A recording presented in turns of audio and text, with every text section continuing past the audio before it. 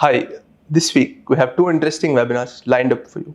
At 10 a.m., we have Navigating Interstate Changes, what fixed income investors need to know. At 11 a.m., we have Decoding Specialized Investment Funds, SAFs. All the webinars links are given in the description below.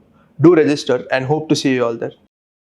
In today's video, we're going to talk about why Indian consumers are spending more than they ever have so far. There are a few interesting trends that are shaping up how India consumes, and we'll dig into what's going on and how that affects an Indian investor's ability to save, how they need to be thinking about consumption, and what this spends for the market as a whole. We can break down the change in consumption patterns to three main themes. The first would be in terms of marketing and products, the second would be in terms of income effects, and the third would be in terms of wealth effects. So if we start with marketing and product offerings, the Indian consumer market has actually changed a lot.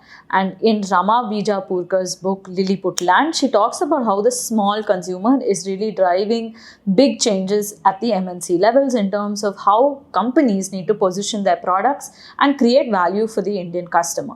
So when we're talking about value creation, there are a lot of things that have changed in the market. So we could look at products that didn't exist a decade or 2 decades ago, which today holds a lot of value.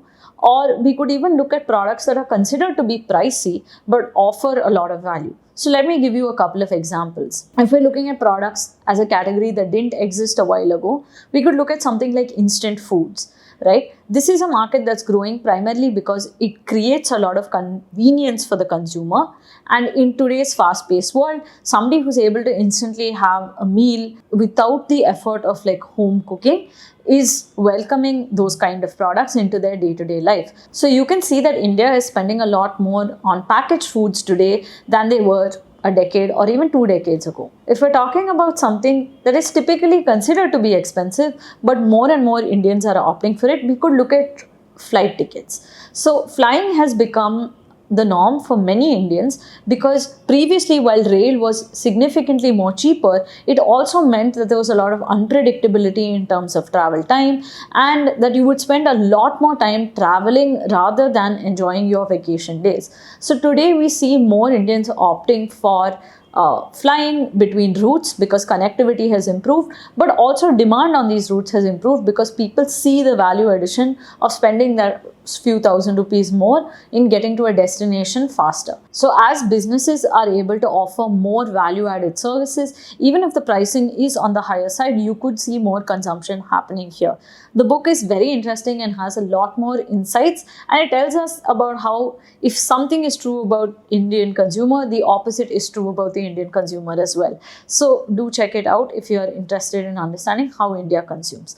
But let's move on to the second point, which is in terms of income effects. So if we look at some of the big changes that have come into 2025, a lot of this is going to create a second order effect in terms of making Indians more wealthy. So if we look at Budget 2025 and how it put more money in the hands of taxpayers, this essentially means that Indian households will have more disposable income, which they can either direct towards investing or spending depending on their priorities.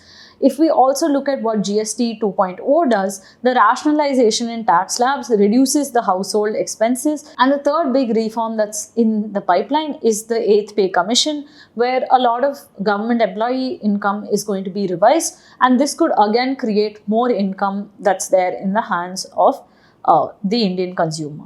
So this could be another trigger for larger amounts of consumption going forward.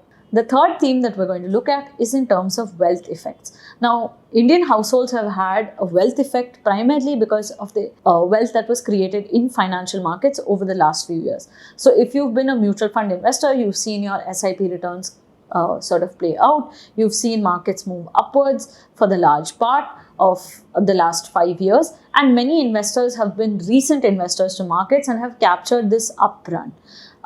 This has created a sense of more financial well-being, which has again allowed Indian households to consume more.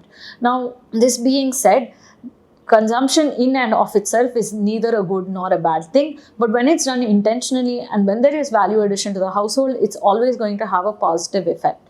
While income has expanded and wealth has been created, for it to grow and sustain, Households need to know how to channel their savings in a smart and effective way, and that's where a partner like iThought can help you grow your wealth. If you're interested in knowing more about how to save consistently, grow your wealth, and make sure that these wealth effects stay with you for decades to come, then do get in touch with us. We'll be happy to help you with the next step in your journey.